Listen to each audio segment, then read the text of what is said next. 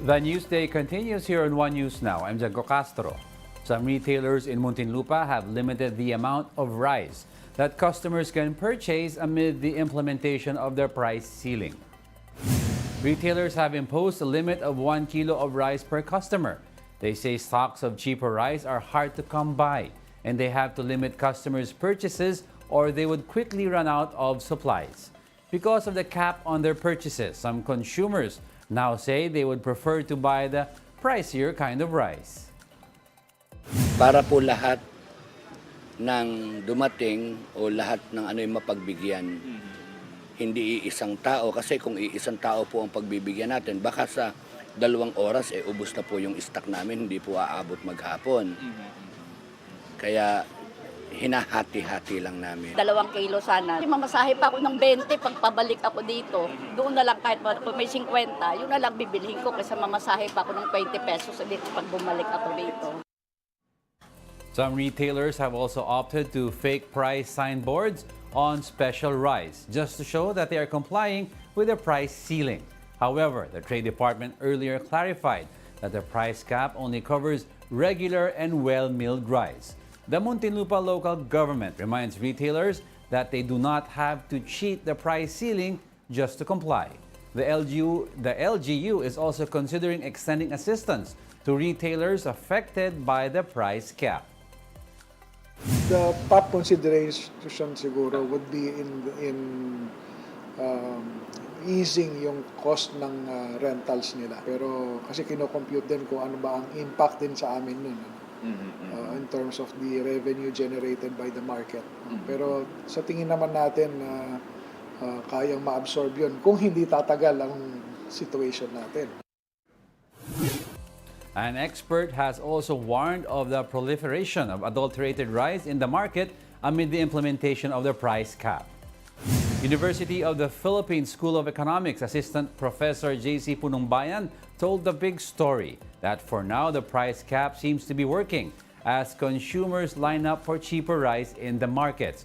On the other hand, he added that retailers may also decide not to sell the staple during the effectivity of the price ceiling. This will result in more demand as sellers opt not to sell at a loss.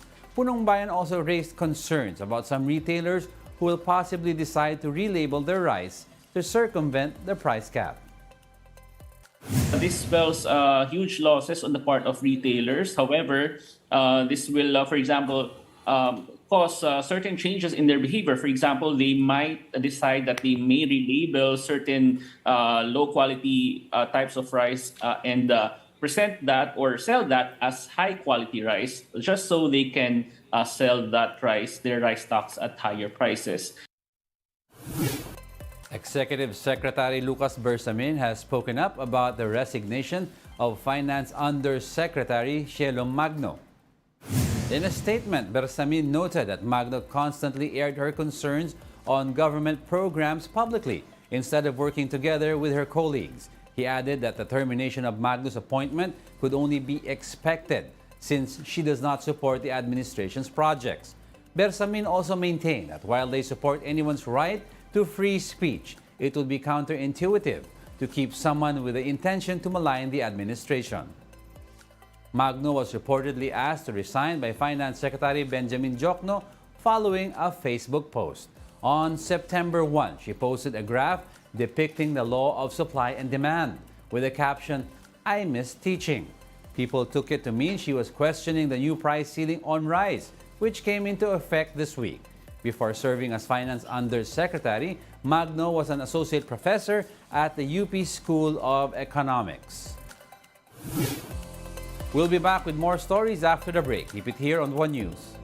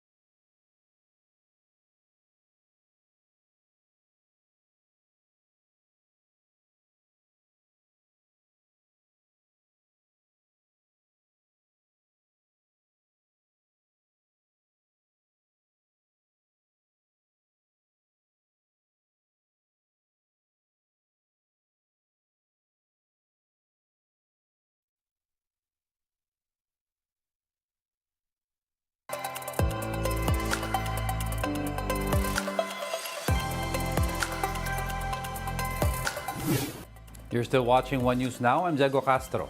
Aside from rice, the retail prices of tomato have also increased. It reached as high as 300 pesos per kilo in Metro Manila, based on the monitoring of the Agriculture Department. Nueva Vizcaya Agricultural Terminal General Manager Gilbert Cumila said there is a shortage in the supply. Cumila explained that while supplies arrive on a daily basis, these are not enough to meet the demand. Retail prices of other vegetables like bell pepper also increased due to higher wholesale prices. President Marcos is now back in the Philippines from his 3-day participation at the ASEAN Summit in Jakarta, Indonesia. Among the highlights of the president's participation is his urging of other ASEAN leaders to act on the dangerous use of the Coast Guard and maritime militia vessels by China. Marcos made this call a month after a Chinese Coast Guard ship fired water cannons at Filipino vessels in Ayungin. During the ASEAN Republic of Korea summit, the president reiterated that the Philippines supports adherence to international law, including the 1982 UNCLOS. With this, Marcos expressed concern over the militarization of reclaimed features of the South China Sea. Earlier, the president has also directly told Chinese Premier Li Qiang that the Philippines is asserting its sovereign rights in the West Philippine Sea. We must oppose the dangerous use of Coast Guard and maritime militia vessels in the South China Sea. We are concerned over illegal, unreported, and unregulated fishing and the militarization of reclaimed features in the South China Sea. Australian Prime Minister Anthony Albanese is now in Manila to discuss defense and security cooperation. This trip is the first visit by an Australian Prime Minister to the Philippines in 2 decades. President Bongbong Marcos' meeting with Albanese is set to start in a short while. They are expected to talk about strengthening cooperation on defense, maritime security, trade, and economic development. In July, the Philippine and Australian navies held joint drills in Zambales called Exercise Lumbas 2023. And those are the top stories of the hour. Join us again at 11:15 a.m. as we continue to monitor the day's biggest stories. I'm Diego Castro. We are One News. All sides, all the time.